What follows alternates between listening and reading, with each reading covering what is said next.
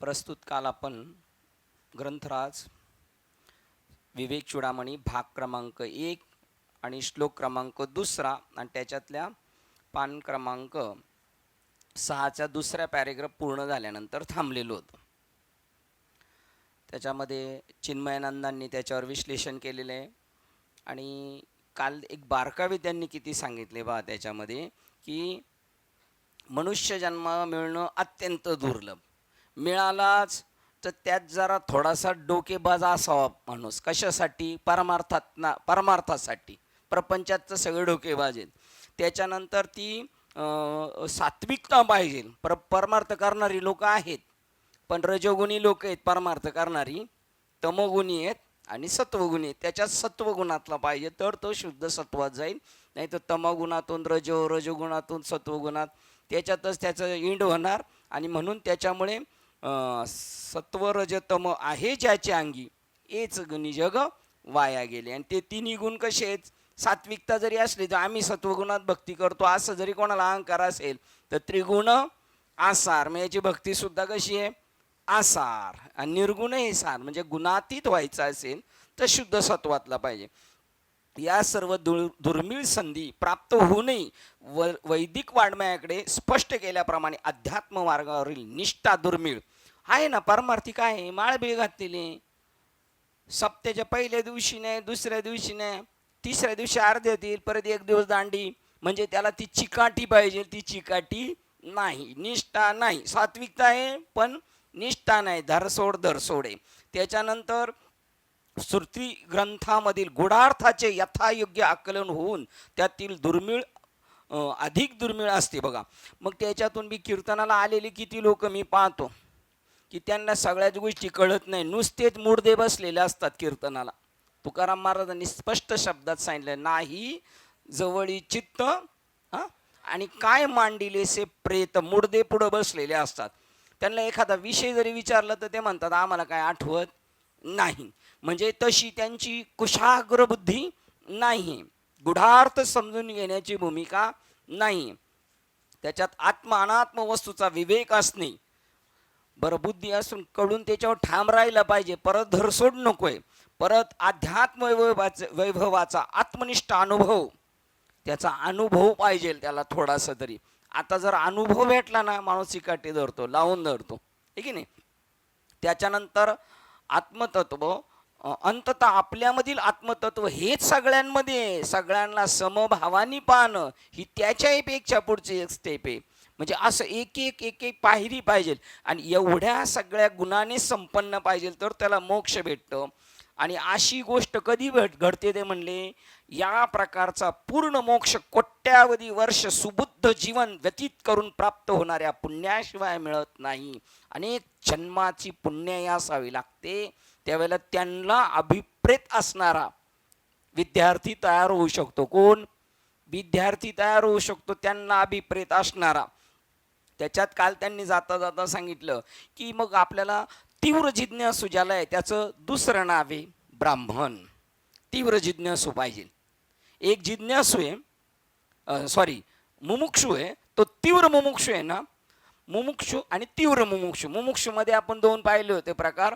एक कन्या सासुऱ्याशी जाय, ती आईच्या गळ्यात येऊन पडते, रडते, पण गाडीत बसून जातेच. दुसरी, पोरगा चुकला, फिरल 4-6 दिवस 8 दिवस रडल आईच्या नावाने, पण नंतर तो जीवन कंटणार. पण मासा जो आहे, जीवना वेगुळी मासुळे, तो पाण्यातून काढला जगू शकत नाही. तस त्याचं नाव आहे मला देव पाहिजे, मला ईश्वर पाहिजे, मला मोक्ष पाहिजे, माझ्या जीवनाचं सार्थक झालं पाहिजे. असा तीव्र मुमुक्षू जो आहे ना, त्याला अर्धा ब्राह्मण म्हणायला काय हरकत नाही. आणि त्यांनी जर ठरवलं तर त्याला ते मिळू शकतं. पण ते आता त्यांनी सांगितलं त्याचं नाव ब्राह्मणी. कदाचित चुकून ब्राह्मणाच्या घरात जन्म झाला तर ते म्हणतात त्याचा तो ॲक्सिडेंट झालाय, तो खरं खालच्या युनिट जायला पाहिजे होता, पण तो इथं आलाय. आणि खालच्या युनिटले म्हणायचं म्हणून म्हणायचं आपल्याला, जनरल व्यावहारिक भाषेत बोलतोय, नाही तर इथं खालची युनी नाही आणि वरची नाही. जाती अंत्यच व्हावी. पार पशूंच्या युनिटला असेल तर चालेल, पण भक्ती केली पाहिजे. आणि भक्ती नाही करत आणि ब्राह्मण कुळातल्या कुळीच्या ओखटपणा न लगा. त्याच्यापेक्षा बार खालच्या जातीचा असेल तर. पण चोखा मेळे महाराज आहेत ते कोणत्या याच्यात मोडले जातात? त्यांची लेवलवरती. असा ब्राह्मण पाहिजे त्यांना. पण ते म्हणतात ॲक्सिडेंटने ब्राह्मण झाला. त्याच्यानंतर दुसरा टप्पा एक त्यांनी सांगितला होता, स्त्री नकोय. स्त्री म्हणजे कोण? पुरुषांमध्ये सुद्धा किती स्त्रिया आहेत अशा दाड्या धरणारे, हा तुझं बरोबर तुझं बरोबर, खरं काय खोटं काय करायचंच नाही त्यांना. मग त्या अशा दाड्या धरणारे किती आहेत? त्या पण बायाच आहेत ते म्हणले. आणि महिलांमध्ये झाशीची राणी आहे, शिवाजी महाराजांच्या सुनबाई ताराबाई आहेत, मीराबाई आहेत, त्या कशा होत्या? अशी ती भूमिका ज्यांच्यामध्ये, त्या का बाया आहेत का? मग ही अंतःकरणाची वृत्ती जी आहे ना तशी पाहिजे. त्यातूनही पण एवढं सगळं जुळून आलं. आता पुढे टप्पा आहे का नाही तो पाहू आपण. पण त्यातूनही सगळं आहे, तीव्र मुमुक्षु आहे, पण त्याची शांतता करणारा साधू भेटणं हे तर त्याच्यापेक्षा अवघड आहे. ह्याच गोष्टी एवढ्या अवघड आहे तर त्याच्याही पुढे कितीतरी आहे. काल आपण वाचलेले एक पॅरेग्राफ पुन्हा पाठीमागे जाऊ. वैदिक धर्म मार्ग परता. जर त्याला मानवी देहाबरोबरच अंतःकरणाचे उच्चतर गुण आणि बुद्धीची सात्विकता वृत्ती लाभलेली असेल तर त्याला स्वतःच्या उत्क्रांतीच्या मार्गातील पूर्वतयारीला खच्चितच वर लाभलेला असतो. या सगळ्या गुणांनी जो संपन्न आहे त्याच्यात अंतःकरणाने पण त्याला साथ दिली पाहिजे. अंतःकरणाने साथ देणं म्हणजे आपण निश्चय करणं. कितीतरी लोकांनी विचार केलाय तंबाखू खायची नाही पंढरपूरची वारी चालू झाल्यानंतर. येस तोपर्यंत कळ काढली तर काढतात, पण घरी आल्यावर परत म्हणजे त्यांना त्यांच्या अंतःकरणाने काय केलं नाही, साह्यभूत झालं नाही. मग ते सुद्धा त्यांना व्हायला पाहिजे. परत त्यांची बुद्धी पण पातळी पाहिजे सांगितलेले सिद्धांत समजून घेण्यासाठी. हे जर त्याच्याकडे असेल, मनुष्य जन्म ठरवलेले ह्या मागच्या सगळ्या गोष्टी, मुमुक्षुत्व, आणि त्याच्याकडे स्वतःकडे इच्छा पाहिजे प्रबळ, मी हे प्राप्त करील, त्याच्या बुद्धीने त्याला साथ दिली पाहिजे आणि अंतःकरणाने त्याच्यावर कृपा केली पाहिजे. तर या जगात त्याला काही अवघड नाही. आणि अनेक संतांचा संमत आहे, नुसता मनुष्य जन्म जरी मिळाला, फक्त त्याने ठरवलं मला हे प्राप्त करायचं, तरी त्याला होऊ शकतं. त्यात जर साधूचा संग घडला, जगात काहीच गोष्ट त्याला अवघड नाही. मग तर तो पाहिजे ते करू शकतो. करील ते काय हा नो हे महाराज. फक्त याचा भाव शुद्ध पाहिजे. ही नैसर्गिक ऊर्जा आहे ना, ती तुम्हाला आपल्याला कोऑपरेट करण्यासाठीच आहे, साह्यभूत होण्यासाठीच आहे. पण आपण तसे सकारात्मक वृत्तीच्या राहिलो तर आपल्याला पटापट कव्हर होऊ शकते ना. आपणच नकारात्मक बुद्धीचे असू तर आपल्याला ते होऊ शकत नाही. म्हणून शंकराचार्य म्हणतात की वरील सर्व गुण संपत्ती प्राप्त होऊ नये असे फार विरळ असतात की ज्यांना वेद वाङ्मयात सूचित केल्याप्रमाणे एकात्मता साधण्याच्या पद्धतीचा निष्ठापूर्वक अवलंब करण्याकरता उत्साह शिल्लक असतो. भक्ती करण्यासाठी पण काय पाहिजे? उत्साह पाहिजे. चला आलंय बळच असं नाही पाहिजे. आणि तो उत्साह कसा पाहिजे माहिती आहे का? ज्या दिवशी अनुग्रह घेतला ना त्या दिवशी किती उत्साह होता, त्याच्यानंतर अवस्था झाल्यानंतर किती उत्साह आहे, त्याच्यानंतर त्याला सत्संग नंतर कळत चाललं, आकलन होत चाललं, तो उत्साह आहे. प्रबोध झाला, भूमिका दृढ होत चालली, एखादं प्रवचन केलं, कीर्तन केलं तर उत्साह वाढला पाहिजे ना. पैसे वाढतात का घटतात? बिलं वाढतात फोनची, लाईटीची बिलं वाढतात, आणि परमार्थ कसा वाढला पाहिजे? असा उत्साहीपणाने वाढला पाहिजे. असा मुडदाळ नाही पाहिजे पारमार्थिक माणूस. म्हणून तुकाराम महाराजांना प्राकर्षाने म्हणावं लागलं, भक्त ऐसे जाना दे देही उदास. आणि देह उदास म्हणजे काय? चेहरा पडलेला नाही. मागेच आपण सांगितलं भक्त ऐसे जाना जे देही उदास. त्याच्यासाठी कोणतं उदाहरण सांगितलं तर कोण सांगेल? कोणतं उदाहरण सांगितलं तर कोण सांगेल? निम्मे लोक त्यांनी ऐकलेले ते उदाहरण 2 वेळा ऐकलेले. भक्त ऐसे जाना जो देही उदास. उदास म्हणजे कसं? डॉक्टर उदाहरण दिलं तर, डॉक्टर डिलिव्हरी झाली, मुलगा झाला तर तो बाहेर येऊन सांगतो पेशंटला तुम्हाला मुलगा झाला. लगेच आनंद झाला त्याला पेशंट. आता मुलगा झालेला पहिलं कोणाला कळाले? डॉक्टरला आनंद झाला का तेवढा? मग दुःख झाले का? नाही. आणि एखादा मनुष्य ऑफ झाला आणि तो खाली बाहेर येणाऱ्या माणसांना सांगतो, बाहेर उभ्या राहणारा, तुमचा माणूस गेला. मग ते रडायला लागले. डॉक्टर कधी रडलाय का? मग डॉक्टरला आनंद झाला तरी तो सारखाच, आणि दुःख झालं त्याचं नाव उदास आहे. उदास म्हणजे मुरदाड चेहरा नाही. भक्त ऐसे जाना जे देही उदास. तसं उत्साह पाहिजे. निरुत्साही माणूस परमार्थात प्रगती करू शकत नाही. मग अशीच एक वाक्य झालं तर, प्रसन्न भक्ता निजबोध सांगे. पा कोणला सांगतो? प्रसन्न भक्ता. विदुर काका का झालेत? व्यासांच्या समोर गेल्या तेव्हा त्यांच्या आई प्रसन्न होत्या, आणि तिथं आंधळेची आई धृतराष्ट्राची घाबरी पडली. पोरग तसं झालं. ती पांढरी फटक झाली, टणटणा उडायला लागली, पंडूराजा झाला, आणि ही प्रसन्न गेली साधूच्या समोर. तर प्रसन्न भक्ता, तर विदुर काका हा जसा मुलगा व्यवहारात तसा परमार्थात प्रसन्न बोध होतो त्याला. ती प्रसन्नता पाहिजे. पद्धतीचा निष्ठापूर्वक अवलंब करण्याकरता उत्साह शिल्लक असतो, परंतु जर त्याला योग्य तऱ्हेने पायबंद घातला गेला नाही आणि त्याचे उपयोजन केले गेले नाही तर ते सर्व वाया जाऊ शकते. आता एवढा निष्ठावान, एवढे सगळे गुण आहे, पण त्याला योग्य मार्गदर्शन मिळालं नाही तर तो फेल जाऊ शकतो. काल आपण इथपर्यंत आलो होतो, पुढे पाहूया. निस्वार्थ कर्म. कर्म करताना कसं करायचं? कोणत्याही गोष्टीची अपेक्षा नाही करायची. शक्य आहे का आपल्याला? आपण टाळ घेऊन उभं राहिलो तरी आपल्याला माहिती आहे की नाही, जाताना श्रीफळ भेटणार आहे 8 दिवसांनी, 1 दिवसाचा असेल तर लगेचच कार्यक्रम होऊन जाणार आहे की नाही. आयर करायला गेलो तरी लग्नाचा 500 रुपयाचा आयर केला म्हणजे 100-200 रुपयाची साडी भेटणारच आहे. कोणतीही अपेक्षा नाही, निस्वार्थ कर्म. होतं का? होतं. अशी लोक भरपूर आहेत, पण ती भेटायला पण आपल्या प्रारब्धात असायला पाहिजे. असल्यांची रांग लागलेली आहे, टाकसाळ आहे, पण ते भेटायला सुद्धा आपलं कर्म अनुकूल असावं लागतं. अनुकूल म्हणजे भेटून आपल्या जवळ असले तरी ओळखायला येणार नाही आपल्याला ते. निस्वार्थ कर्म, कर्मकांड आणि भक्ती साधना. बघा, कर्मकांड बी करतो आणि भक्ती साधना, जप, पूजा इत्यादी, यामुळे केवळ आंतरिक व्यक्तिमत्व, अंतःकरण शुद्धी होऊ शकेल. याने काय होणार? हे काय म्हणतात त्याला, हे पहिली त्याची बेसिक आहे त्याच्यामध्ये तयार झालेली. निस्वार्थता, कर्मकांड करतो, भक्ती साधना करतो, मन लावून जप पूजा करतो, त्याने काय होईल? अंतःकरण शुद्ध होईल. अंतःकरण शुद्ध झाल्यानंतर काय भेटणार आहे त्याला? बोध भेटणार आहे साधूचा. मग त्याने अंतःकरण शुद्ध होईल. त्यामुळे केवळ आंतरिक व्यक्तिमत्व, अंतःकरण शुद्ध होऊन शकेल आणि त्यास अधिक एकात्मता प्राप्त होऊ शकेल. मग सगळ्यांमध्ये जरा सम पाहण्याची बुद्धी येईल. कोणाची?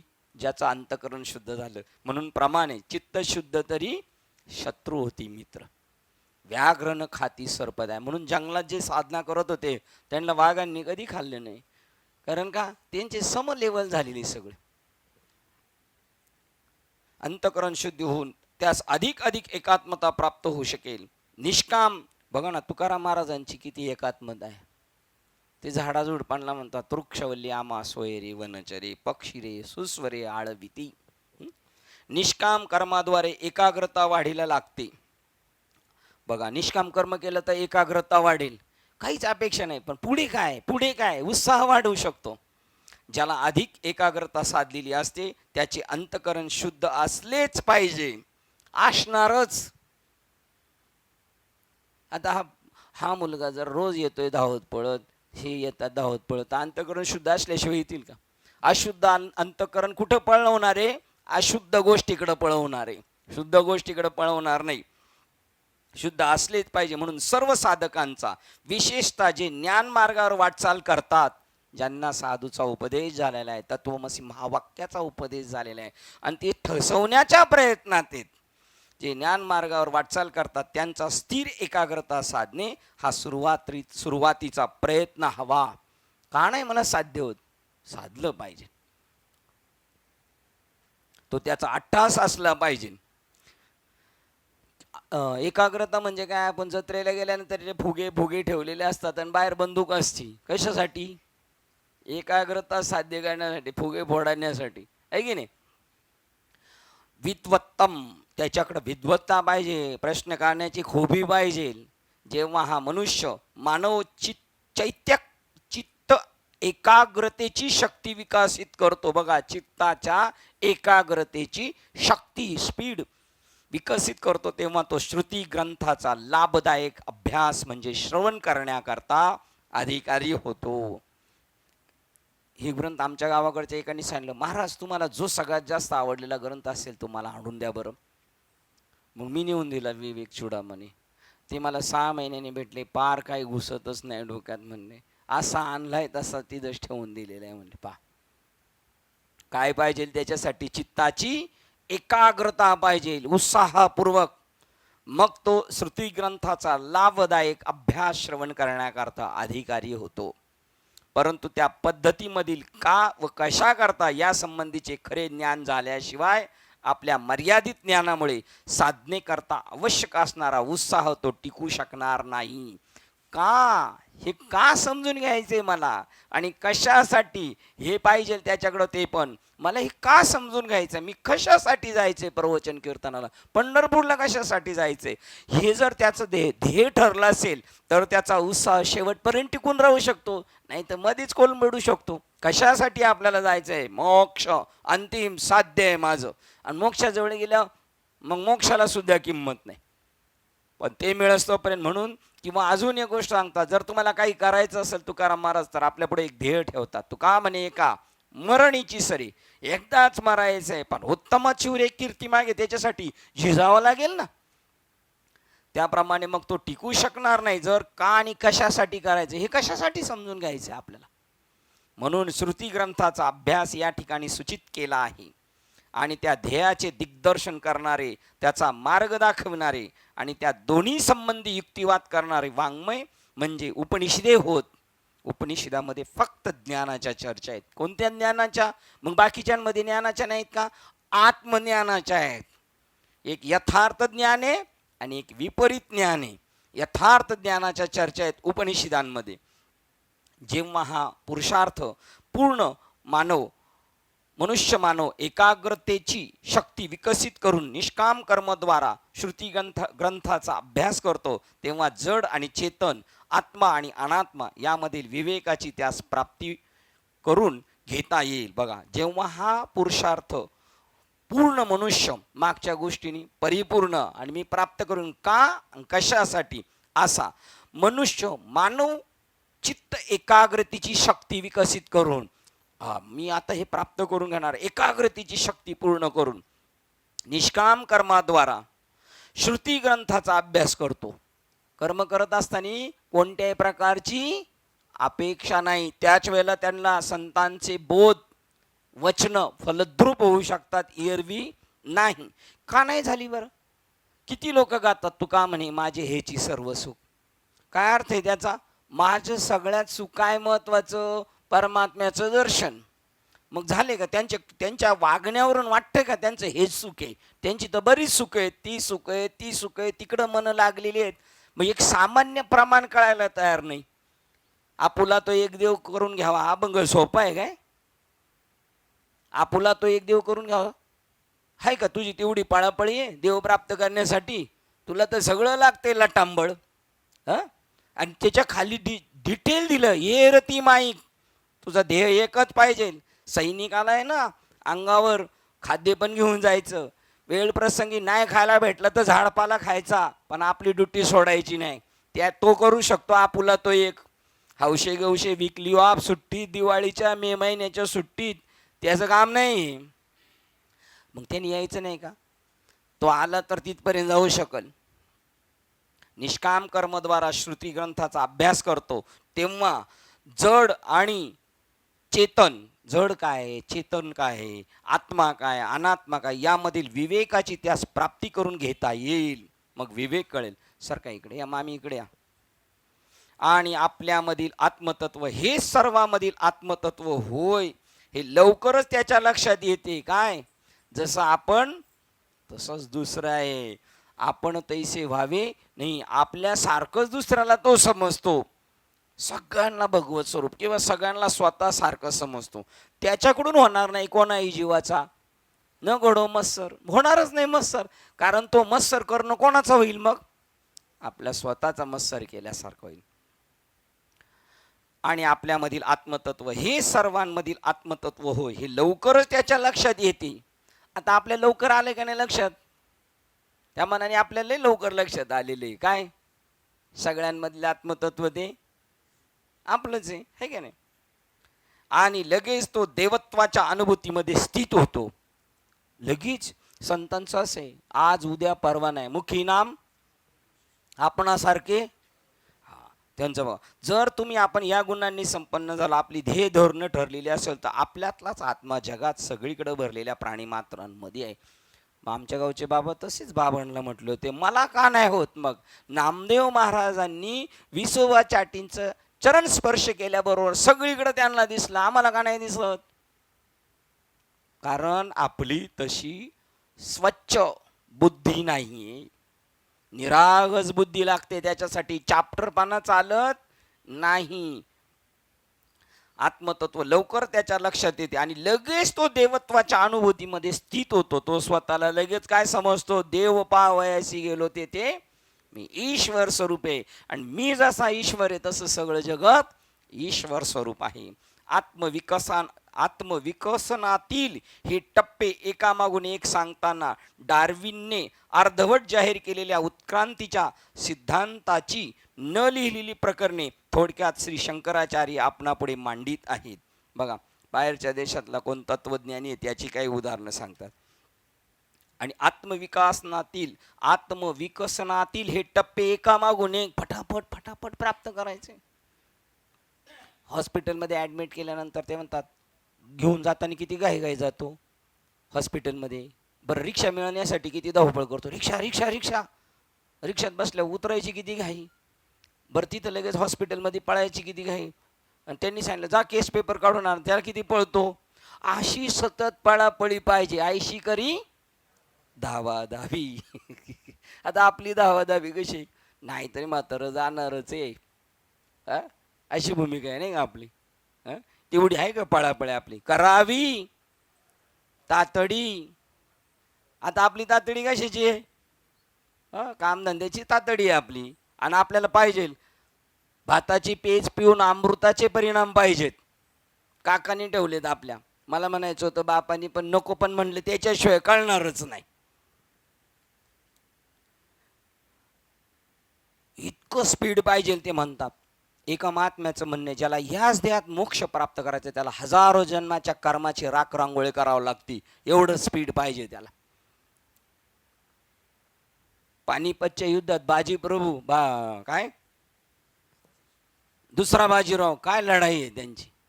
नुसता दांडपट्टा चालू आहे, सान. किंवा बाजीप्रभूंची सुद्धा लढाई कशी चालू आहे, मुंडको उडालं तरी चालू आहे. आपण तर पळूनच जाऊ अशी परिस्थिती आली, तर काय गरज एवढं.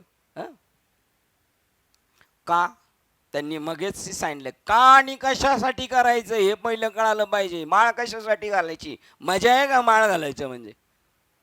पोरीने लग्न केलं ना, आता 6 महिने वडिलांना म्हणते आपल्याला नाही तिकडं जमत. बाप म्हणाल काय राह इकडं राह म्हणून.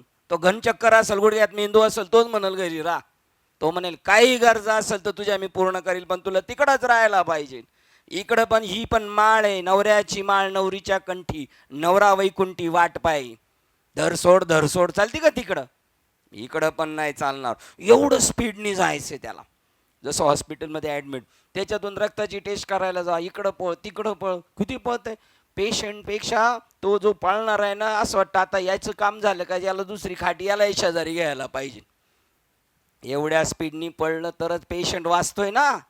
इथं पण तसंच आहे, एवढी पळापळी पाहिजे. थोडक्यात शंकराचार्य पुढे आपल्यापुढे मांडित आहे, ज्या टप्प्यांनी मानव जाणीवपूर्वक सदाचरणाने सगळ्या गोष्टी जाणतेने करायचंय. जाणीवपूर्वक पाऊल टाकताना हे माझ्यासाठी फायद्याचं आहे का नुकसानीचं आहे, जाणीवपूर्वक सदाचरणाने आणि आत्मविकसन करून जीवन व्यतीत करीत परमेश्वराच्या चरणापर्यंत चढतो.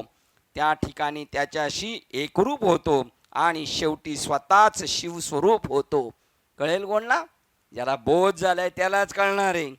असे निरनिराळे सर्व टप्पे या ठिकाणी मिळतात, त्यालाच मुक्ती म्हणतात. मर्त्य मानवास त्याच्या सर्व बंधनापासून मिळणारा अंतिम आणि परिपूर्ण मोक्ष, कोणतंही बंधन नाही पाहिजे. मोक्ष कसा आहे म्हणावे, बंधनच नाही ठावी गुणे, बस कशाच एवढा तो मुक्त पाहिजे मनुष्य. शेवटची ओळ हे काही दुःख पर्यावसी शेवटची ओळ हे काही दुःख पर्यवासी नैराश्यतेचे आक्रंदन नव्हे. हे लई पछाडलेले दुःखाने हे नाहीये. जागृत होणे आणि प्रयत्न करणे, आत्मविकसन करणे आणि अच्युत लाभ संपादन करणे याबाबत मानवाला उद्युक्त करण्याकरता दिलेली ती एक हाक आहे. पडून पडून हैराण व्हायचं का माणूस म्हणाल इथे, पण तुला हे करायचंय आणि तुला या रे लहान थोर याच्यातच सांगितलेले तू कसा आहेस, पण तुला तरी पळायचं. याती बलती नारी नर करावा विचार न लगे. तुम्ही कसे असले तरी तुम्ही या इथं. एक हाक मारतायत. या श्लोकाच्या कोणत्याही वाचकाने स्वतःला या ऊर्ध्वगामी दिंडीमध्ये सर्वात खाली उभा आहे असे समजू नये. काय समजायचं? समजतानी एक बाबा आहे ते नेहमी अभंग म्हणत राहायचे. अनाथा अपराधी पतिता गळा परी पाया वेगळा करून. जेव्हा म्हटले का बाबा भेटले का त्यांचा तोच अभंग. तेव्हा बाबांनी सांगितलं आता हा अभंग बंद करा, नाही तर तुम्ही स्वतःला काय समजणार. मी अनाथ अपराधी आहे, मी पतित आहे.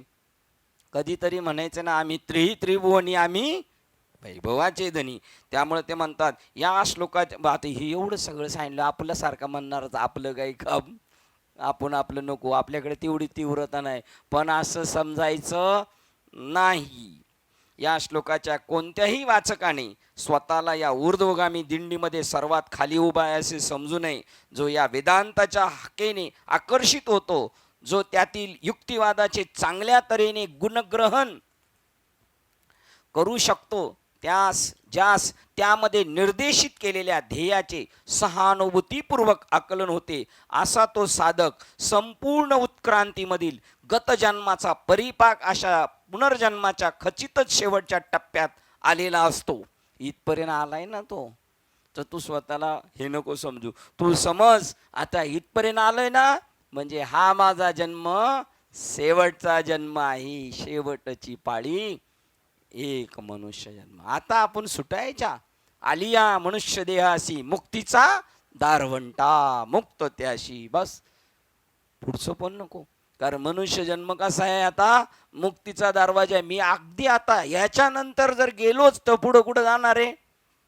मुक्त होऊन जाणार.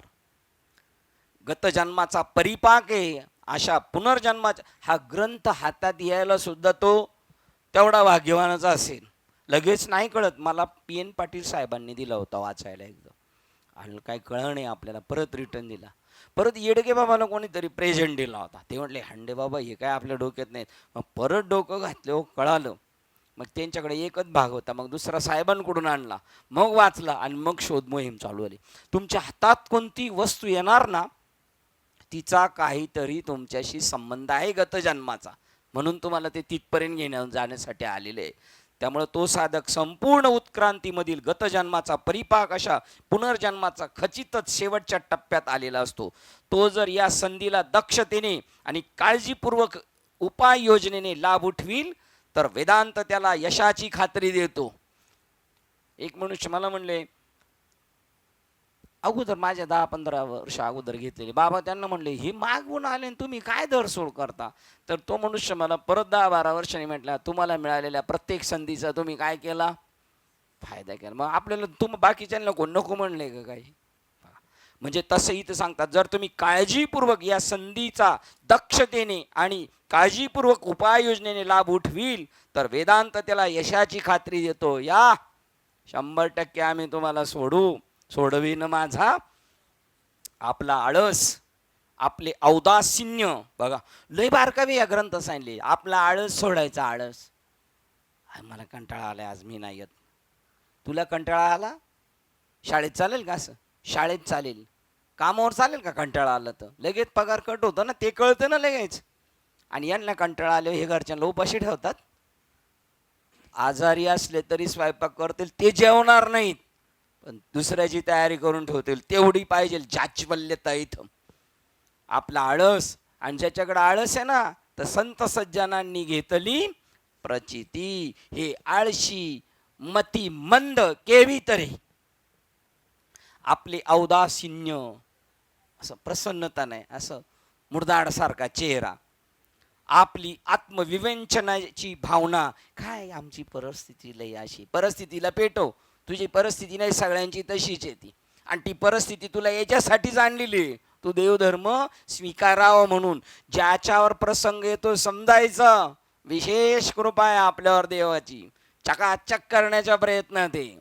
समजायची दिवाळीच्या अगोदर जशी तुम्ही भांडी घासता तशी आपली परिस्थिती आली चकाचक करण्यासाठी. औदासीन्य, आपली आत्मविवेचनेची भावना त्याने झटकून टाकावी आणि जीवनाला सामोरे जाण्यासाठी जागृत व्हावे. राष्ट्रपती अब्दुल कलाम साहेब काय म्हणतात, भुकी मारायची वेळ आली तरी चालेल पण हात पसरायचं नाही, आणि तुम्ही जर टक्कर दिली प्रसंगाला सक्सेस 100% होणार. तुम्ही तो प्रसंगच तुम्हाला मास्टर बनवण्यासाठी आलेला आहे. जीवनाला सामोरे जाण्यासाठी जागृत व्हावे आणि ज्ञान मिळून अंतिम ध्येयाप्रत पोहोचण्यासाठी अधिक त्वरा करावी. झडझडूनी पहिल्यापेक्षा स्पीड वाढला पाहिजे, पहिल्यापेक्षा स्पीड वाढला पाहिजे. पहा, आपण गावाला जातो त्यावेळेला स्टँडवरून उतरताना घरी जाताना आपला स्पीड काय असतोय, त्यात जर आपल्या प्लॉटमध्ये गेल्यानंतर मग अजून तीव्रता आहे. मुलीची आणि आईची वर्षांनी भेट झाली, स्टँडला उतरली आणि मुलीनी आईनी 10-15 फुटावरून पाहिलं, लय हळूहळू जाती, मग धावत जाऊन गळ्यात पडणार. तेवढा स्पीड पाहिजे ते म्हणतात. आणि जीवनात सामोरे जाण्यासाठी जागृत व्हावे आणि ज्ञान मिळून अंतिम ध्येयाप्रत पोहोचण्यासाठी अधिक त्वरा करावी. म्हणजे जडजोडणी स्पीड पाहिजे. इथेच आणि आत्ताच अशी ही मानवा दिलेली हाक आहे. आत्ताच, अभी नाही तो कभी नाही. आत्ताच आणि इथेच. घरी जाऊन विचार करून येतो, आता बाबांचा फोन आला, कुठं जायचं म्हणले, म्हणलं नंतर 9ला, आत्ताच आणि इथेच. प्रकरण बदलतंय. जीवनातील दुर्लभ ईश्वरा अनुग्रह. श्लोक क्रमांक 3 हा श्लोक आहे. दुर्लभम तरवमेव देवानुग्रह हेतुकम. मनुष्यत्व, मुमुक्षुत्व आणि महापुरुष संश्रया. बघा, आता हे पहिला टप्पा झाला, एवढं सगळं जुळून आलं. आता आपली पाहुणे म्हणतील हे काय आमचं काम, बुवा तुमचं चाललंय ते चालू, मला सरळ दिसते इथं जुळून येत. बरं, एवढं करून आता हा दुसरा मनुष्यत्व आणि महात्मा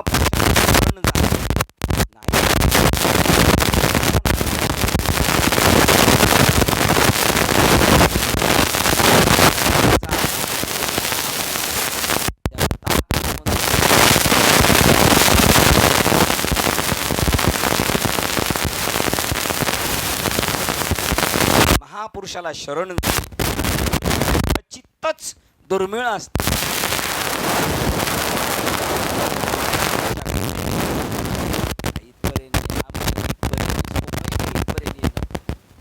आयुष्य आनंदी काशी डोंगरावर आहेत, हिमालयामध्ये 400 वर्षे त्यांच्या का नाही जीवनात ही घटना घडावी म्हणून ते तर पडतायत.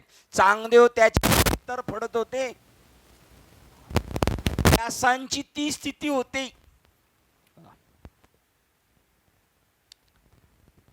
नरजन्म किती दुर्मिळ आहे आणि ज्या योगी आपल्या आंतरिक उत्क्रांतीच्या दृष्टीने विकसित होऊ शकेल असे जोशपूर्ण आणि विधायक जीवन प्राप्त करून घेण्याकरता अवश्य असणारे गुण त्यामध्ये असणे कसे गरजेचे आहे याबद्दल आपणास सांगून झाले आहे मागच्या श्लोकात. काय पाहिजे? जोशपूर्ण पाहिजे. दुर्मिळ योग आलेला आहे उत्क्रांतीसाठी. मला या स्टेप मध्ये आता राहायचं नाही, मला माझी उंची गाठवायची. आपणास सांगून झालेली. आता आध्यात्मिक ज्ञान संपादन करण्याकरता विद्वान महात्म्याकडे जाताना साधकामध्ये अवश्य असणाऱ्या गुणांचे महत्व त्याच्या मनावर बिंबवण्याकरता हे गुण आता आग्रहपूर्वक सांगितले जात आहेत. आता बाबाकडे कसं जायचंय? गीतेत श्लोक सांगितलाय कसं जायचंय. तद्विती प्रणिपातेन परिप्रश्नेन सेवया. विनम्र भावाने जायचे. बाबा बाबा ते सांगा ना मला. बाबा तुझ्या बाबाचा नोकर आहे काय? बाबा सांगा ना बाबा. बाबाला पान व्हायचं काय दूध देते का? तिला खायला घातलं तरी पान व्हायचं, सळवडायचे, चांगल्या टटारल्यासारखी काच झाली पाहिजे, मग सनसन काढायचं. इकडं बाबा तसात पान व्हायचा. श्री शंकराचार्य म्हणतात मानव म्हणून जन्माला येणे हेच मुळी ईश्वर कृपेचे लक्षण आहे. बघा पहिला अनुग्रह काय? मनुष्य जन्म. त्यावर खोल आकलनाच्या विवेकी जीवनात व्यग्र होणे. बघा किती बारकाई आहे. त्यानंतर खोल आकलनाच्या, उथळ नाही. उथळे ते मासे घेऊन येतात समुद्रातून, छोटे छोटे, मध्ये गेले तर मोठे मोठे, खाली गेले तर तेलाच्या खाली, त्याच्या खाली गेले तर काय आहेत? हिरे आणि माणकं आहेत खाली. तिथपर्यंत कुठं कोण जायला तयार आहे? थोडक्यात खुश होतोय म्हणतात. आकलनाच्या विवेकी जीवनात, खोल आकलनाच्या विवेकी जीवनात व्यग्र होणे. व्यग्र होणे म्हणजे काय? जे सायंटिस्ट आहेत ना, ते जेवत नाही, बायका पोरांकडे बघत नाही. किती एकाग्र पाहिजे माहितीये का? किती एकाग्र पाहिजे? कीर्तनात उभा असताना फोन आल्यावर टपकन घेता आला पाहिजे. केवढे एकाग्र असलं पाहिजे, ठीक आहे ना? आणि तेवढ्या संधीत बरोबर सांगायचं मी कीर्तनात, ते येडे आहे का तिकडचं, एवढं चक्र नाही ते, त्याला कळणार नाही. जीवनात व्यग्र होणे म्हणजे जेवत नाही. काय बाबांनी भामती नावाचा ग्रंथ एकाने लिहिला साधूने. 35 वर्ष झालं लग्न झाल्यानंतर. 36 एक कमी सांगितलं होतं, बरं झालं. 36 वर्ष लग्न झाले आणि तो सारखा हा ग्रंथ झाला का तो ग्रंथ लिहित राहिलाय. आता आपण काही लिहायचं नाही, वाचलं एखाद दोन तरी काम होईल आपलं.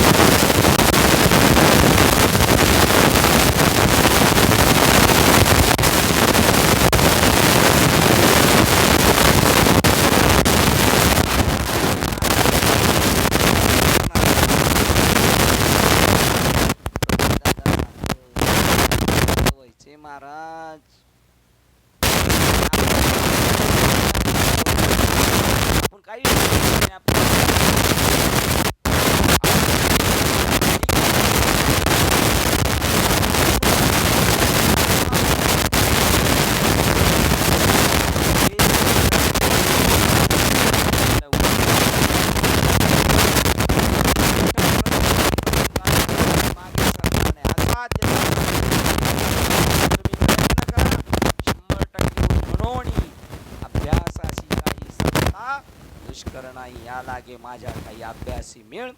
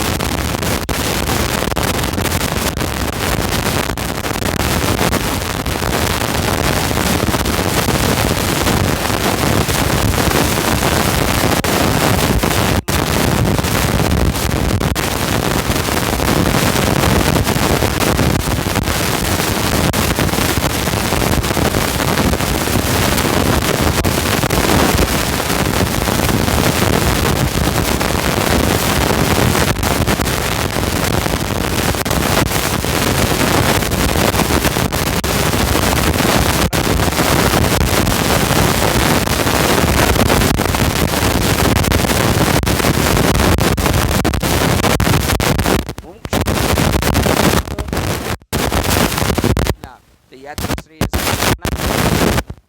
ईश्वराकडे.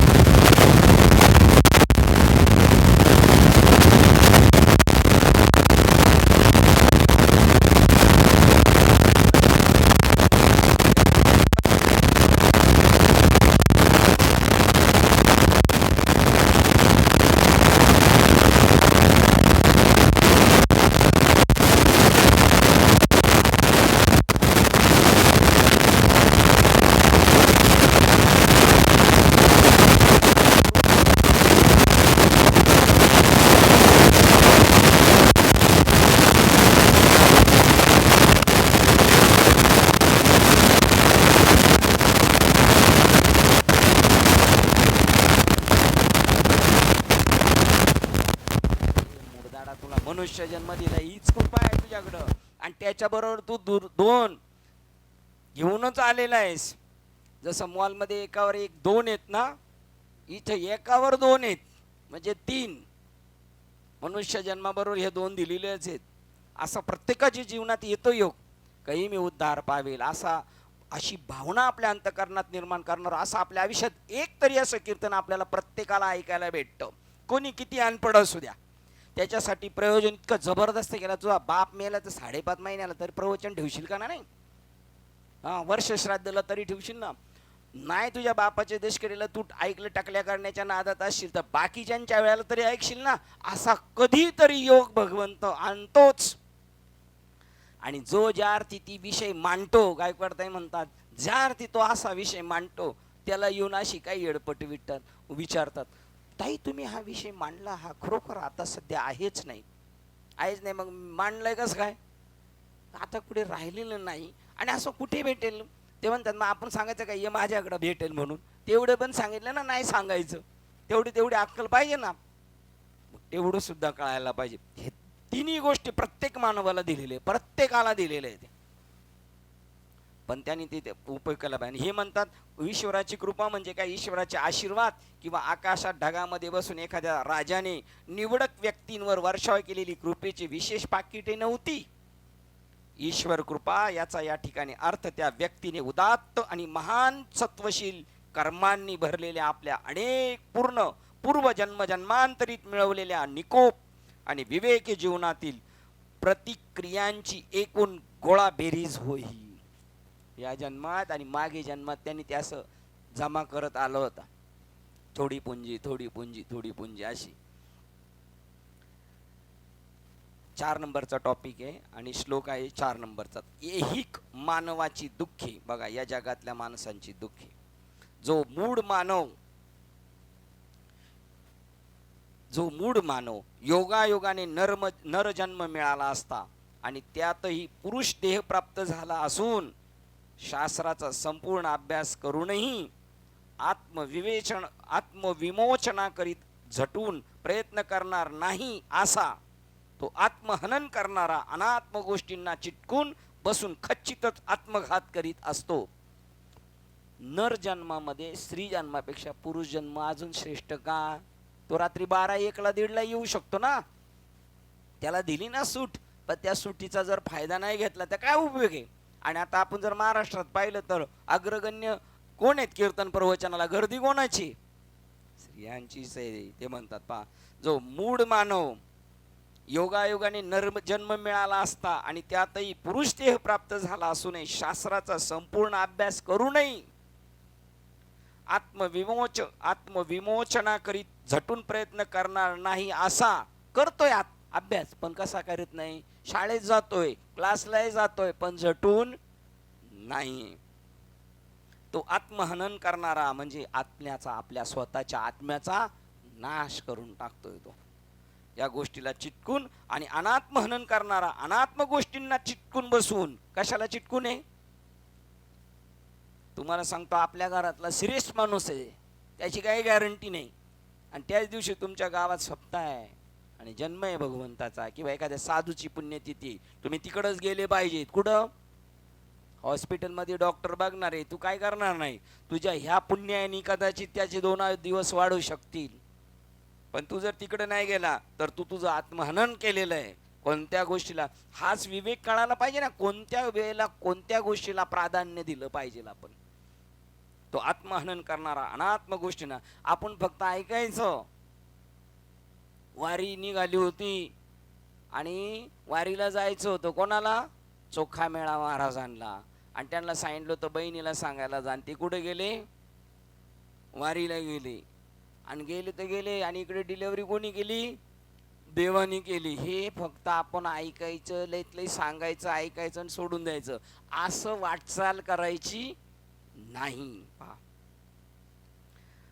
तो खचितच आत्मघात करीत असतो ते म्हणतात. पहा, या श्लोकात सांगितले आहे की जन्म होऊन नरदेहात जन्म घेऊनही आणि बुद्धीच्या व अंतकरणाच्या पुरुषार्थ पूर्ण गुणांनी संपन्न असूनही, काहींना किती बुद्धी आहे माहिती आहे का.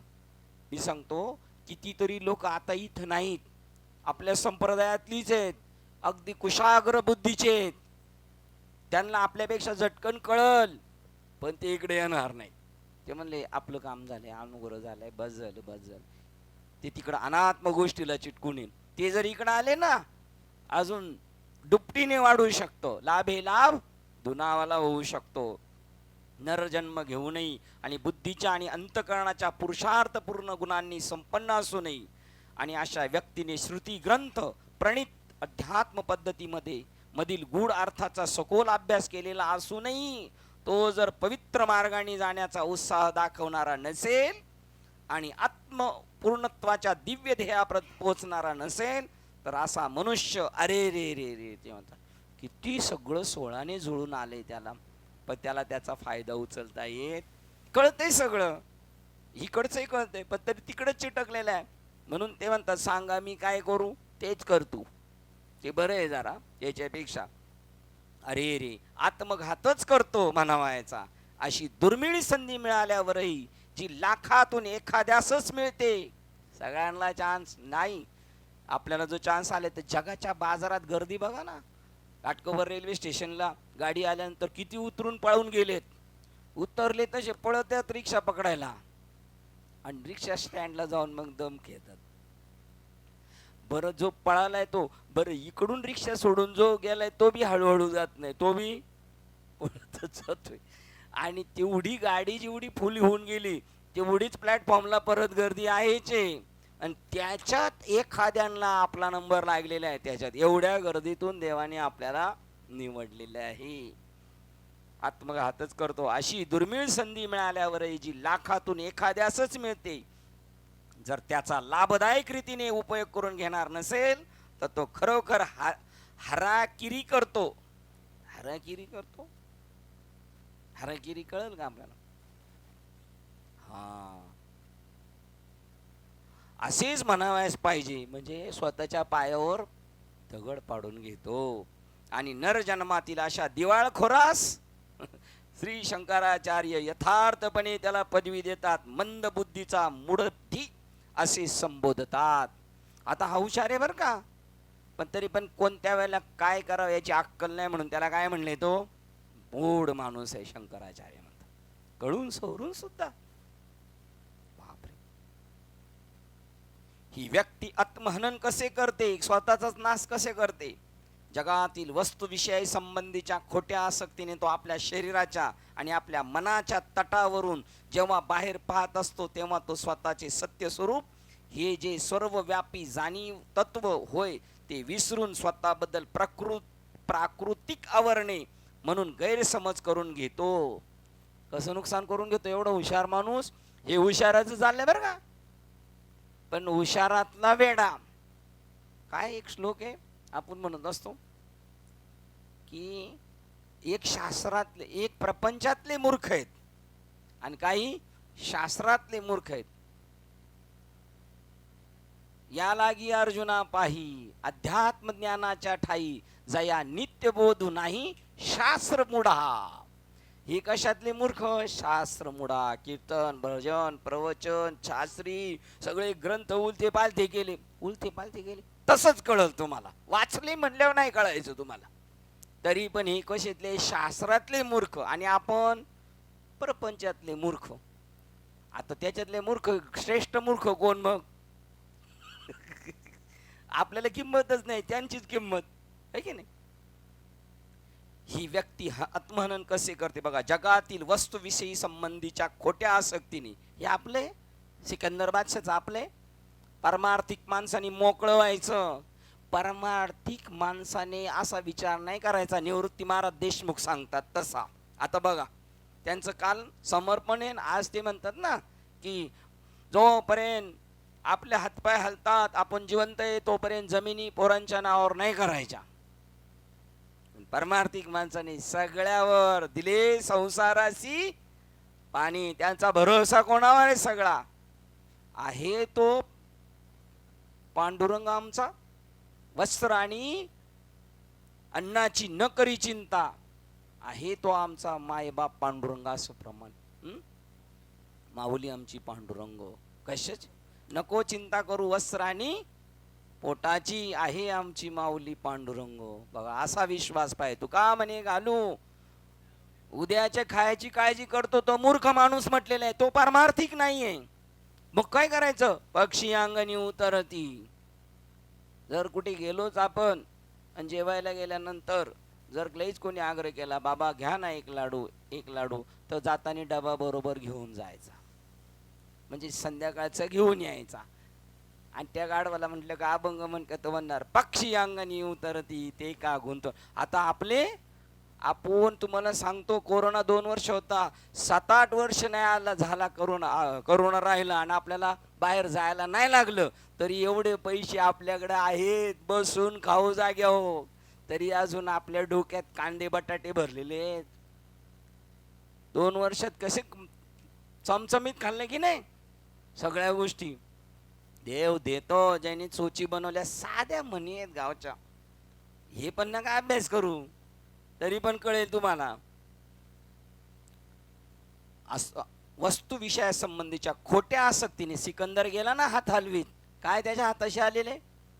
तो आपल्या शरीराच्या आणि आपल्या मनाच्या तटावरून जेव्हा बाहेर पाहत असतो, तेव्हा तो स्वतःचे सत्य स्वरूप की जे सर्वव्यापी जाणीव तत्व होय ते विसरून स्वतःबद्दल प्राकृतिक आवरणे म्हणूनच समजूत करून घेतो स्वतःला एकदम अल्पसा, जी दुसरे तिसरे काही नसून आपल्यामधील दिव्यत्वा भोवताली स्वतःच्याच विचारांची निर्माण केलेली पुटे होत, दोन्ही द्वारे लिंपोनी आत गुंतू गुंतू मेले. काय अभंग आहे तो. तो अभंग म्हणतो, प्रपंच करू नको, प्रपंच गुंतू पाहे बुडतसे पापा. प्रपंच मुलांनी सांगितलं पाहिजे वडिलांना, बाबा आता आम्ही कमवायला लागलोय किंवा आम्हाला परमार्थिक आले अक्कल, बाबा पप्पा प्रपंच गुंतू नका, पाहे बुडतसे पप्पा. ठीक आहे ना, यांनी तरी त्याला सावध करायला पाहिजे. स्वतःच्या विचारांनी दुसरे तिसरे काही नसून आपल्यामधील, ते आमचे पोरगे म्हणले तुम्ही वॉचमॅनचं काम करा ना शाळेत, तिथं जमल तुम्हाला. आणि हे म्हणतात, पोरं म्हणतात माझा उजवा पाय ब्रेक मारून मारून आता दुखतोय, तर पोरं म्हणले मग आता डाव्या पायाने ब्रेक मारला. म्हणजे बघा पप्पाला पार पायात खाली घालून टाकलं, बुडत असे पप्पा, है की नाही. म्हणून गैरसमजूत करून घेतो बघा स्वतःपर्यंत, जी दुसरी तिसरे काही नसून आपल्यामधील दिव्यत्व. हे आमच्या दोघांचं सांगितलं असं समजू नका, हे प्रत्येकाच आहे. पण आम्हाला दोघांना राग नाही येणार म्हणून, तुम्हाला जर म्हणलं तर राग येईल बाबा, कारण तुम्ही कसे मानापानाचे आहेत सगळे, मानापानाचे. अजून पुढे काय म्हणतात गावची लोक, एक वाक्य आहे पुढे काय माहिती.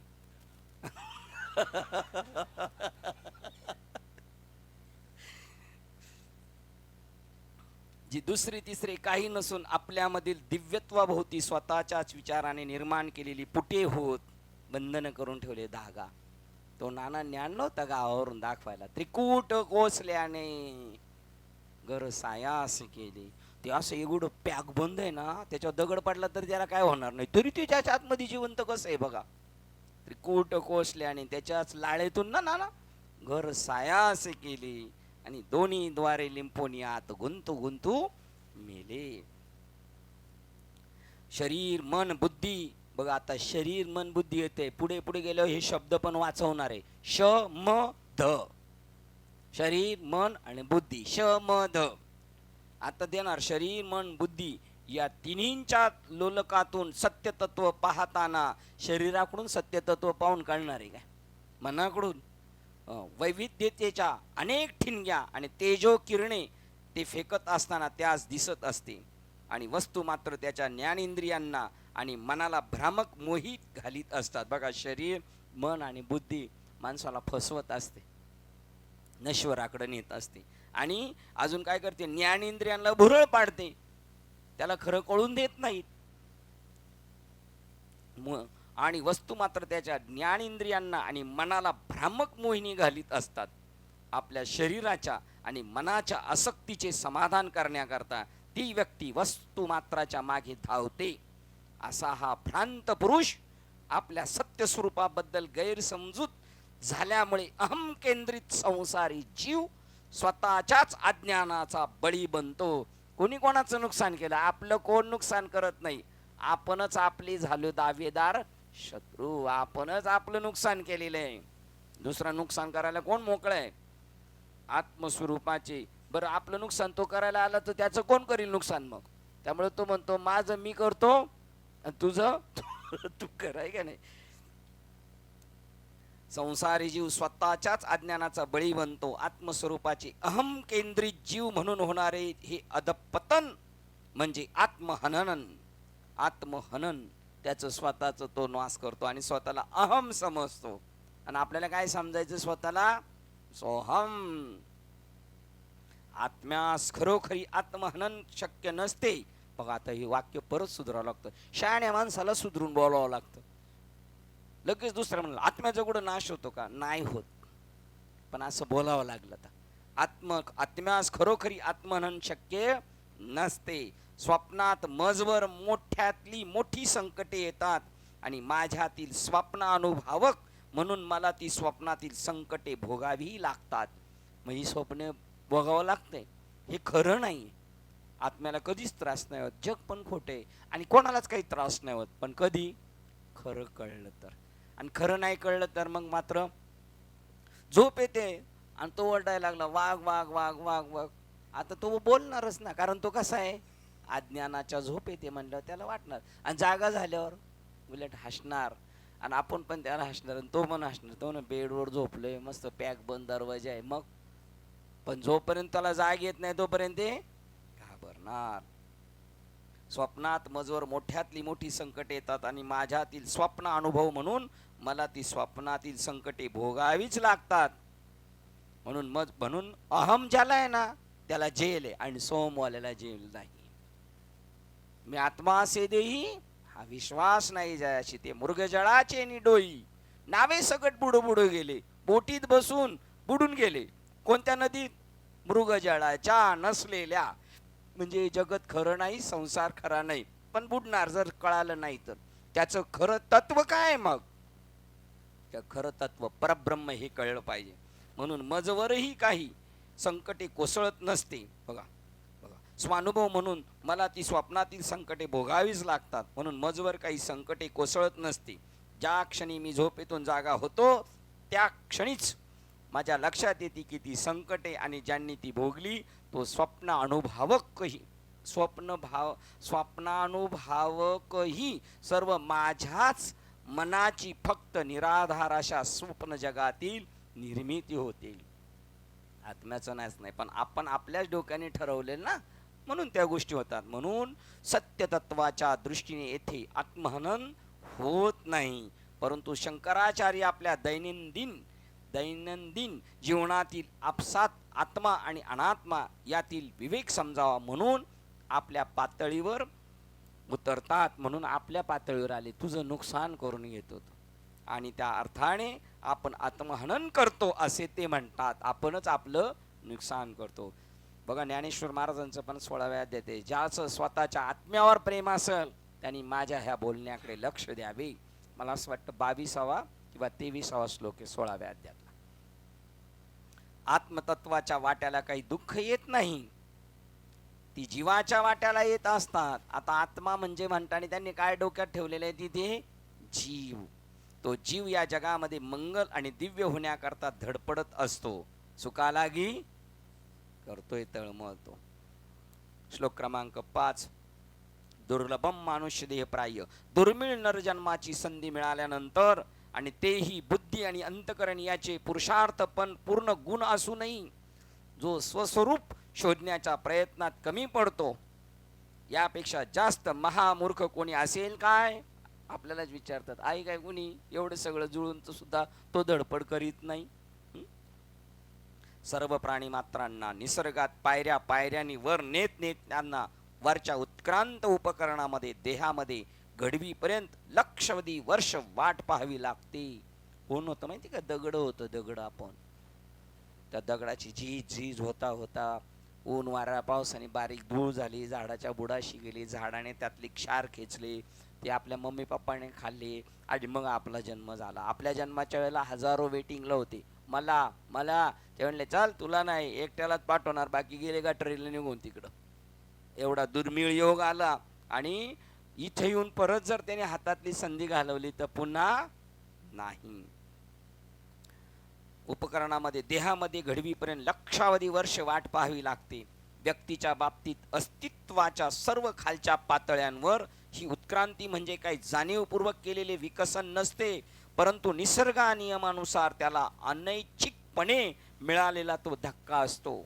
अचानक का गटाली न्याय सापडला, देह न घडो ते उपाय घडो आले. अचानक ही संधी सापडलेली. अवचित आला फेरा या नगरा. बघा, अवचित अचानक सापडलेले आहेत आपण इथे. वाढ, परिवर्तन आणि क्षय अशी 1000 वर्ष गेल्यानंतर खडकापासून माती बनते. बघा पुढचे वाढ, परिवर्तन आणि क्षय अशी 1000 वर्ष गेल्यानंतर खडकापासून माती बनते. माती झाडांना आधार देते, झाडांना फळे येतात आणि फळ, बीज, धान्य मानव निर्मितीस सहाय्य करते. ते फळातले बीज, ती फळं माणसाची जी निर्मिती करण्यासाठी सहाय्यभूत होतात. लाखो पू बीजे आणि स्त्री बीजे निर्माण होत असतात, एक्स आणि वाय. परंतु मानव प्राण्याच्या निर्मिती करता त्यापैकी फार थोड्यांचा संयोग होतो. अगणित शक्यतांपैकी मनुष्य प्राणी म्हणून जन्माला येणे ही खरोखर दुर्मिळ संधी असते. आणि अशा तऱ्हेचा नरदेह मिळाल्यानंतर आपण त्याचे काय करतो? मानव काही मर्यादेपर्यंत आपले मन आणि बुद्धी या उपकरणामुळे स्वतःच्या विकसनाबाबत निसर्गापासून स्वतंत्र आहे. सजीवाच्या साम्राज्यातील सर्व योनीमध्ये मानवच आपल्या भोवतालच्या वस्तुमात्रांच्या महान शाश्वत योजनांशी सहकार्य करून स्वतःची उत्क्रांती त्वरेने घडून आणू शकतो. या जगाचा वापर करून तो सुटू शकतो. ही झाडं झुडपं सगळे आपल्यासाठी पूरक आहेत. नरदेहाच्या दृष्टीने तो पूर्ण उत्क्रांत झालेला असल्याने निसर्गाला त्याच्यामध्ये अधिक काही सुधारणा घडून आणावयाची राहिलेली नसती. पहिलंच मॉडेल बाहुली मनुष्यदेही निज ज्ञान घातले दे, ती त्याची पहिलीच देवानी सगळे फिट कार्यक्रम करून पाठवलेली. गाडी शोरूम मधून कोरा काटा गाडी बाहेर पाठवलेली. त्याच्या उत्क्रांतीची पुढची पायरी मन आणि बुद्धीच्या पातळीवर होणार असते. आणि ती प्रक्रिया अशी आहे की त्यामध्ये निसर्ग मुळीच सहाय्य करू शकत नाही. तुला सगळं दिलेलं आहे. या शास्त्रीय विचार मनात बघा, अशी काही माणसं आहेत. 1 मिनिटाची एक क्लिप पाहिली होती सकाळी. गौतम बुद्धच्या, त्यांचं अगोदरचं नाव काय होतं? सिद्धांत. ते आणि त्यांची पत्नी बाहेर गेले एकदा आणि तिथे साधू भेटले. तर साधू असे धान्य टाकत होते. प प प प प प प कोणाला टाकतात? प प प कोंबड्यांना. तर ते आले ना सगळे कबूतर. ते म्हणले, असा मनुष्य पाहिजे. साधू सांगतोय त्यांना, असा मनुष्य पाहिजे का आपली फक्त माणसाशी जमलं नाही पाहिजे, तर मुक्या प्राण्यांशी पण जमलं पाहिजे. तर साधू म्हणला, तर तो म्हणला, मग मी करू का बाबा एकदा प प प? ते म्हणले, कर. मग प प प म्हणलं, ती पक्षी सगळे त्याच्या अंग खांद्यावर बसले. साधू म्हणला, आता आपला बाप आहे, हा तो पुढचा आहे आपल्या. तुम्ही एक काम करता का म्हणले. त्याच्या बायकोला म्हणले, हा फार पवित्र आत्मा आहे, आम्ही पप धान्य देऊन बोलवले आणि धान्य बी नाही दिले आणि पप ती धान्यापर्यंत पण नाही आले डायरेक्ट. तर तुम्ही आमच्या गुरुजींकडे येता का? तर तो म्हणला चालेल. कधी म्हणला कधी येता? ते ऋषी म्हणले. तो म्हणला तुम्ही म्हणले आत्ता, तर लगेच आत्ता येतो. बायकोला म्हणले काय करायचं? ती बी म्हणली चला.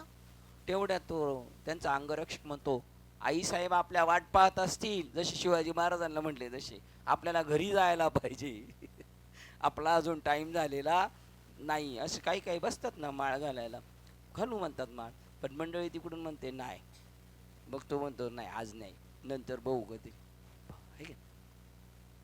तसं परंतु इकडं साह्यभूत होतं बघा. त्याप्रमाणे या शास्त्रीय विचार मनात धरून जेव्हा श्री आचार्य पुढील पिढ्यांना मार्गदर्शन करण्याकरता लिहावयास लागतात, तेव्हा ती साहजिकच उद्गारतात आणि अनुमानवजा म्हणतात की नरजन्माची आणि आवश्यक त्या मानसिक आणि बौद्धिक क्षमतांची कृपा लाभू नये, जो आत्मविमोचन आणि आत्मपुनर्शोधन या उच्चतर सिद्धी करता त्याचा विवेकपूर्ण वापर करीत नाही, असा कोणी अधिक महामूर्खाशिवाय अन्य कोणी असू शकणारच नाही. हाय माऊलीने थप्पड मारली. मोक्ष मेल्या पाठी आम्हासी होईल, ऐसे जे म्हणती ते अति मूर्ख जाना. श्लोक क्रमांक 6. सर्व निष्णात पंडित सर्व श्रुती ग्रंथ पठन करोत, यज्ञयागाने देवतांची आराधना करोत, विस्तृत प्रमाणात देव कार्य करोत, देवतांचे भजन पूजन करोत, तरी सुद्धा आत्मतत्वाशी असलेल्या आपल्या अनन्यत्वाची अनुभूती घेतल्याखेरीज शेकडो ब्रह्म्याची अवश्य लोटली तरी मानवाला मोक्ष मिळणार नाही. पा आता परमार्थ मार्गात एंट्री सांगितली. आता एखादा म्हणला मी ले पूजा अर्चा करतोय, मी ले अमुक करतोय, तमुक करतोय, आत्म्याची ओळख आहे का? दे जोडून चाल. अशी कर्म शेकडो जन्म जरी केली, एकाला प्रेमानंद महाराजांनी सांगितलं बाबा मी काय करू? तो म्हणला तुम्ही नामस्मरण करा. तो म्हणला मला ते नाही जमायचं, मला चांगली चांगली कर्म करायला सांगा, पूजा अर्चा. तो म्हणला प्रेमानंद बाबा म्हणतात अरे त्याने कर्माने तू सुटायचा नाही. तो म्हणतो पण मला नाम नाही होणार, मी कर्मच करेल. तर तो म्हणला मग प्रेमानंद बाबा म्हणले बरोबर आहे, ज्याची त्याची चॉईस जो तो शोधतो बरोबर. 5वी पास झाल्यानंतर 6वीला जेव्हा शाळा चालू होती पहिल्या दिवस, तेव्हा मठ्ठ मागची जागा बघतो, हुशार पुढची बघतो आणि मीडियम आहे तो म्हणतो मधी भर आहे. आपण काय आला तर धोका पुढच्यावर येईल तर मागच्या आपण सेफ मध्ये राहू, आहे का नाही? तरी सुद्धा आत्मतत्वाशी असलेल्या आपल्या अनन्यत्वाची अनुभूती घेतल्याखेरीज शेकडो ब्रह्म्याचे आयुष्य, ब्रह्मदेवाचं आयुष्य किती आहे? 100 ब्रह्मदेवाचे आयुष्य जरी तू ते कर्म करत राहिला, ब्रह्मदेवाचं आयुष्य किती मोठं आहे, 80 ब्रह्मदेवाची 100 जन्म जरी तुला भेटले, शेकडो जन्म जरी केली तू कर्म, तरी सुद्धा तुला मुक्ती मिळू शकत नाही. मुक्ती कशाशिवाय मिळू शकत नाही? ज्ञानाशिवाय मुक्ती मिळू शकत नाही. पंडित पडी गुण पची मोहे, गुरु बिन न मिले ज्ञान, ज्ञान बिन ने मुक्ती, सत्शास्त्र प्रमाण. बघा गुरुशिवाय ज्ञान नाही, ज्ञानाशिवाय मोक्ष नाही. म्हणून द्वैताची झाडणी गुरु बिन ज्ञान तया कैसे कीर्तन घडेल ना. आम्ही पण पंडित वर्ग हुशार लोक म्हणतात आम्हाला ज्ञान नको, आम्हाला भक्तीच बरे. मग हरिपाठातलं ते अभंग कट करायला पाहिजे ज्ञान नको म्हणल्यानंतर. माऊलींच्या याला काय करता? प्रतिबंध करता तुम्ही, माऊलींच्या बोलल्याला डावलता तुम्ही, म्हणून तुम्ही माऊलीची माणसं नाहीत.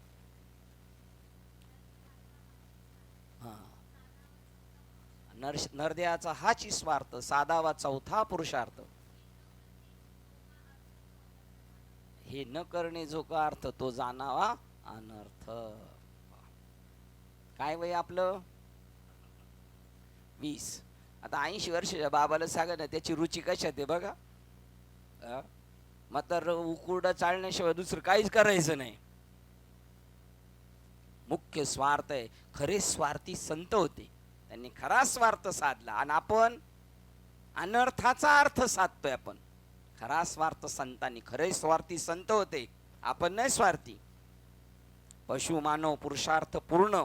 बघा पशु मानव वास मनुष्य मानव म्हणून संस्कारित करण्यासाठी शास्त्राभ्यास, यज्ञयाग, देवतांची पूजा अर्चा आणि निष्काम सेवा सुद्धा यासारख्या निरनिराळ्या उपासना ज्यात उपदेशिलेल्या आहेत, अशा धार्मिक जगामधील काही सांप्रदायिक साधन पद्धती वेदांती महात्म्यांच्या चरणाशी आलेल्या शिष्याला माहीत असणे जरूर असते.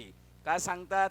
बाकीचं एखादा म्हणेल मग तू ते सगळं करीत नाही, तू तसं करत नाही, हे सांगायचं म्हणून मुद्दाम त्यांचा श्लोक आणलेला आहे.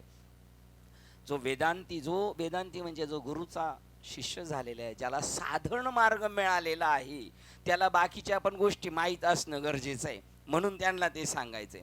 आणि त्या गोष्टी कशासाठी असतात?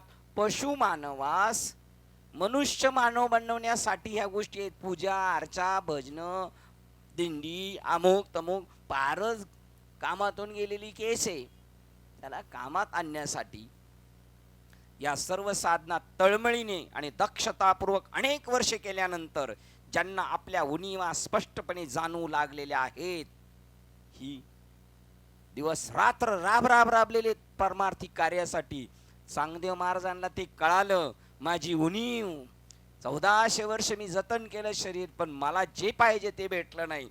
त्यांच्याबद्दल सांगतात, या सर्व साधना कोणत्या? शास्त्राभ्यास, यज्ञयाग, देवदेवतांची पूजा अर्चा आणि निष्काम सेवा यासारख्या निरनिराळ्या उपासना ज्यात उपदेशिलेल्या आहेत, अशा सर्व साधना तळमळीने आणि दक्षतापूर्वक अनेक वर्षे केल्यानंतर, दक्षतेने सावधानतेने, चुकीचं नाही झालं पाहिजे एवढ्या अलर्टतेने केल्यानंतर ज्यांना आपल्या उणीवा स्पष्टपणे जाणवू लागले आहेत, कळालं आपल्याला अजून तसं काय पाहिजे ते हाताशी लागलेलं नाही, आणि अशा आचारनिष्ठ धर्माविषयी वाढते असमाधान वाटू लागल्यामुळे, आणि एवढं करूनही पण असमाधान वाटू लागलं, आपण एवढं राबलं पण आपल्या पदरात काही पडलेलं नाही. ज्यांनी आपल्या आत्मविमोचनाच्या मार्गक्रमणेबाबतच्या मार्गदर्शनासाठी सद्गुरूच्या चरणाकडे धाव घेतली आहे, आता याच्यात आमचं काय होत नाही, बाबा आमचं कल्याण करणार का? आता तू आणले ना उपनिषद, त्याच्यात कोणत्या उपनिषदात हा विषय तुम्हाला सांगायचं. दोन साधू भेटले, दोन साधू, ज्याचं एका मोठ्या तीर्थक्षेत्राच्या ठिकाणी मोठा आश्रम आहे, हजारो शिष्य आहेत त्याचे, आणि गाय आहेत त्याच्याकडं, जमीन जुंपलाय, कारण त्यांना सगळ्यांना सांभाळायला पाहिजे ना. आता आपल्याला 2 आहेत तरी किती सांभाळाय, आटापिटा करतोय म्हणलं, एवढे 1000 सांभाळायचे म्हणलं, आहे नाही.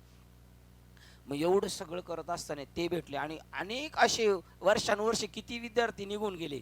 असा एक महात्मा आहे, एक आत्मज्ञानी महात्मा, असे दोघं समोरासमोर आले. आल्यानंतर ते म्हणतात, बाबा आपला एवढं आहे, आपलं तेवढं आहे. समजायचं का आत्मज्ञानी माणूस हे कधी सांगत नाही बरं का. आत्मज्ञानी घरदार प्रपंच, पोरं किती शिकली, पोरं किती सुना किती शिकल्यात हे सांगत नाही, तो स्वतःची प्रगती, बाबा मी असा आहे वो. आणि ते सगळं सांगितल्यानंतर, एवढं माझी मोठी हिस्ट्री असं सांगितल्यानंतर साधू म्हणला, हे काहीच उपयोगाचं नाही, याला परमार्थच म्हणत नाही, तुझं आयुष्य फुकट गेलो असं म्हणलं. त्याला गर्रकानी फिरलं, चक्कर येऊनच पडलं ते धडकणी. मग त्याला सांगितलं, जो विषय आहे ते राहिले वर्म ते वेगळंच राहिले, काय प्रमाणे आहे ते राहिले वेगळीची, जे करायला पाहिजे ते वेगळंच राहिलं. अशा माणसाला उद्देशून सद्गुरू सांगत आहेत की पहा, असमाधान वाटू लागल्यामुळे ज्यांनी आपल्या आत्मविमोचनाच्या क्रमणेबाबतच्या मार्गदर्शनासाठी सद्गुरू चरणाकडे धाव घेतली आहे, अशा फार थोड्यांना उद्देशून सद्गुरू सांगत आहेत. म्हणजे सद्गुरू 1000 असतील तर त्याच्यातले 50 सांगतात, बाकीचे ऐकण्याच्या मनस्थितीत नाही. कोण आला कोण गेला त्याच्याकडे लक्ष आहे त्यांचं. आपल्या आत्मविमोचनाच्या मार्गक्रमणेबाबतच्या मार्गदर्शनासाठी सद्गुरूच्या चरणाकडे धाव घेतलेली आहे, अशा फार थोड्यांना उद्देशून सद्गुरू सांगत आहेत. म्हणजे थोडेच लोक यांच्याकडे येतात, आणि त्या थोड्यांना ते सांगतात, महात्मा सद्गुरूंना अशा साधकाला काहीही हातचे राखून न ठेवता उघडे सत्य सांगणे भाग असते. तो एवढं सगळं करून आलाय, मग बाबाला काही राखून ठेवता येत नाही. काही बाबा म्हणतात गुरु शेवटचा डाव सांगत नाही, तो गुरु आहे का? हा, तो पोटबाबू आहे, त्याला पोटाची विवंचना आहे. त्याला वाटतं मी जर याला सगळं सांगितलं तर माझा बाप होतो का काय? बाप नाही होत. तुम्ही ज्याला सर्व दालनं खुल्ली करा बरं, आयुष्यभर विसरणार नाही. हो, दाता तोच एक जाणा नारायण स्मरण. तो त्याचा शेवटपर्यंत आदर ठेवतो तेवढ्याच भूमिकेत जरी गेला तरी. हा उदार समताले. हा बघा, देव सगळ्या गोष्टी पुरवत असतो. साधू कोणतं गाठीला काही बांधून ठेवत नाही. हातचे राखून बघा, मग त्या महात्म्या सद्गुरूंना अशा साधकांना काही हातचे राखून न ठेवता उघडे सत्य सांगणे भाग असते. म्हणून या ठिकाणी जो परिच्छेद आहे त्यामध्ये सर्व धर्मात जो कर्मकांडाचा भाग असतो त्याची चांगलीच निंदा केलेली आढळते. याच्यामध्ये अंतिम सत्य सांगून टाकतात, ते बाकीचं सांगत नाही. आपल्याला पहिल्याच दिवशी जे बाबांनी सांगायला पाहिजे ना, शेवटी पार ते पहिल्याच दिवशी सांगितले म्हणून आपलं काम झाले. पण आपण समजून नाही घेत, नाही तर बरेच दिवस घासघूस घासघूस घासघूस करून मग शेवटी सांगायचं असतं.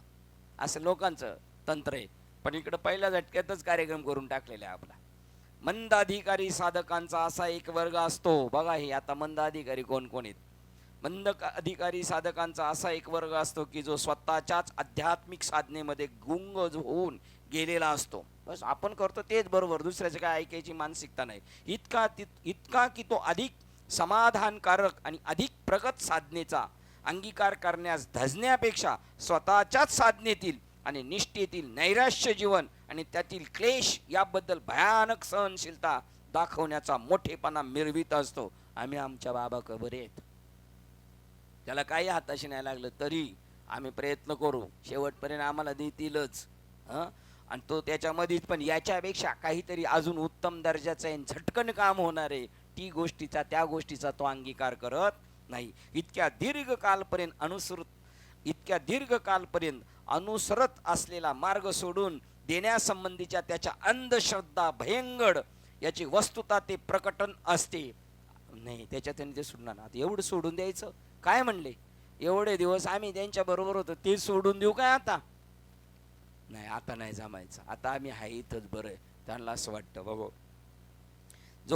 जो भक्त कीर्तन, पूजा, जप आणि ध्यान यांच्याद्वारा आपला देव देवता संबंधीची भक्ती कित्येक वर्ष दाखवित आलेला असतो की जगात हयात असलेल्या कोणाही महात्म्याने जरी त्याला असे सांगितले तरी आपल्या दैनंदिन नित्यक्रमाचा अल्पांशही सोडून देण्यास तो धावत नाही. त्याच्यात किती मोठा महाराज येऊन सांगितले, मोठे महात्मे येऊन जरी सांगितले हे तुमचं योग्य नाहीये, तुम्ही हे सोडून द्या आणि हे करा, तो म्हणतो नाही मी करतोय तेच खरंय. असं तो एवढा त्याच्याशी बांधून ठेवलेला आहे. जसा एखादा चुकीच्या जीवन पद्धतीच्या आहारी गेलेला असावा तसेच चुकीच्या पद्धतीचा आहारी गेला तसेच जीवनाची चांगली पद्धती म्हणून जी मान्य झालेली असते त्याची त्याला सहजतेने सवय होत असते. बघा, जी चुकीची पद्धत आहे ना ते म्हणतो हे बरं आहे भाऊ आपल्याला. निव्वळ नित्यक्रमाचे जीवन जगण्यामुळे स्फूर्तिदायक जीवनाची गुपित कधीही प्राप्त होत नाही. निव्वळ नित्यक्रमाचे जीवन आपलं आहे ते रोजचं चालू ठेवलं त्याने गुपित कळणार नाही. कोणत्याही पद्धतीचा सराव करून घेणे म्हणजे त्या चाकोरीत अडकणे आणि सर्व प्रगती अडविणे होय. आपली जीवन पद्धती बदलण्याचे आणि आपल्या मनबुद्धीला प्रेम आणि आनंद याच्या सुखद उभेत गुंतवून ठेवण्याच्या नवीन पद्धती शोधण्याचे स्वातंत्र्य आपणास प्रत्येक क्षणी पाहिजे. आपण शोधत राहिले पाहिजे. नाही पेक्षा आपले पूजादी कर्मकांड सुद्धा तांत्रिक होते आणि शेवटी ते निष्फल होते. नेहमी याच्यापेक्षा काय अजून सोपं आहे आणि मला झटकन प्राप्त करून देणार आहे याच्या शोधात राहिलं पाहिजे. त्या चाकोरी दाम करी काम वेड्या त्याच्यात गुंतून राहणं योग्य नाही. आपण श्लोक क्रमांक 6 पेज पान क्रमांक 14 आणि पहिल्याच पॅरेग्राफला थांबतोय. उद्या आपण पुन्हा 7ला भेटूया. झालेली सेवा हृदयस्थ सद्गुरू सच्चिदानंद श्रीपाद बाबा रामदास बाबा अधिष्ठान विवेक चुडामणी ग्रंथ तसेच संत मालिका तसेच तुम्हा संत वृंदांच्या चरणावर सेवा समर्पित करून सेवेला इथे पूर्ण विराम देऊया. पुंडलिक वरदेव हरी विठ्ठल श्री ज्ञानदेव पंढरीनाथ भगवान की जय. माऊली ज्ञानेश्वर महाराज, जगद्गुरु संत तुकाराम महाराज की जय. शांती ब्रह्म एकनाथ महाराज की, सच्चिदानंद श्रीपाद महाराज की जय. सच्चिदानंद रामदास बाबान की जय. अवधूत चिंतनम श्री गुरुदेव दत्त गोपाल कृष्ण भगवान की जय. बोलो रे भाई सब संतन की जय. गणपती बाप्पा